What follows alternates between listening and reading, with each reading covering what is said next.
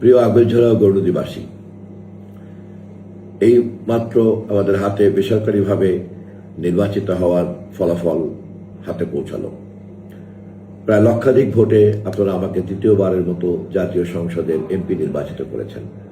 আমি গভীরভাবে কৃতজ্ঞতা জানাই গৌরনদী আগৈলঝরার সকল ভোটারদের। আমি এই ক্ষণে গভীর শ্রদ্ধার সঙ্গে স্মরণ করছি আমাদের মাতৃতুল্য নেত্রী, দেশনেত্রী, মজলুম জননেত্রী বেগম খালেদা জিয়াকে। আমি শ্রদ্ধা জানাই আমাদের নেতা দেশনায়ক তারেক রহমানকে, যার উদ্দীপনার কারণে আমরা এই বিজয়কে ছিনিয়ে আনতে পেরেছি। আমাদের এই বিজয়ের পর প্রতিশ্রুতি অনুযায়ী অনেক দায়িত্ব রয়েছে দেশবাসীর প্রতি এবং এলাকাবাসীর প্রতি রয়েছে আমার এমপি হিসাবে অনেক দায়িত্ব।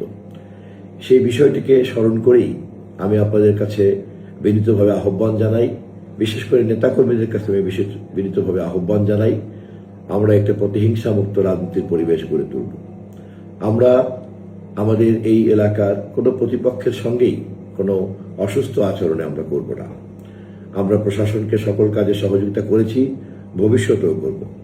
আমরা আমাদের এখানকার গণমাধ্যম কর্মীকে এই নির্বাচনে যেভাবে পাশে পেয়েছি, আমরা চেষ্টা করব গণমাধ্যমের তৎপরতাকে এখানে আরো অনেক বেশি স্বচ্ছ করতে, স্বাধীন করতে এবং তাদের বন্ধু হিসাবে দায়িত্ব পালন করতে।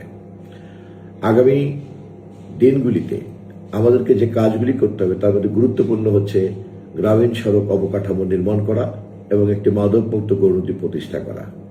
এভাবেই আমি আমার প্রতিশ্রুতিগুলিকে আপনাদের সামনে ধীরে ধীরে হাজির করব। আগামী কয়েকদিনের জন্য আপনাদের, বিশেষ করে নেতাকর্মীদের জন্য আমার কয়েকটি বিনীত পরামর্শ নির্দেশ রয়েছে। প্রথমত, আমরা কোনো বিজয় মিছিল করতে যাচ্ছি না। দ্বিতীয়ত, আমরা আমাদের কোনো প্রতিপক্ষের সঙ্গেই কোনো ধরনের কোনো পুরনো প্রতিযোগিতার রেস টেনে আনব না। তৃতীয়ত, নির্বাচন কমিশনের বিধিবিধান অনুযায়ী নির্বাচন পরবর্তীকালের সকল দায় দায়িত্ব আমরা সঠিকভাবে মেনে চলব। বিশেষ করে নির্বাচন প্রচার সরঞ্জামাদি আগামী 48 ঘন্টার মধ্যে আমরা ছড়িয়ে ফেলব। আমরা আগামীতে আমাদের এই দায়িত্ব পালন করতে গিয়ে আমাদের অন্যান্য সমস্ত রাজনৈতিক দলের সঙ্গে যে সখ্যতা মিত্রতা দরকার তা আমরা গড়ে তোলার চেষ্টা করব।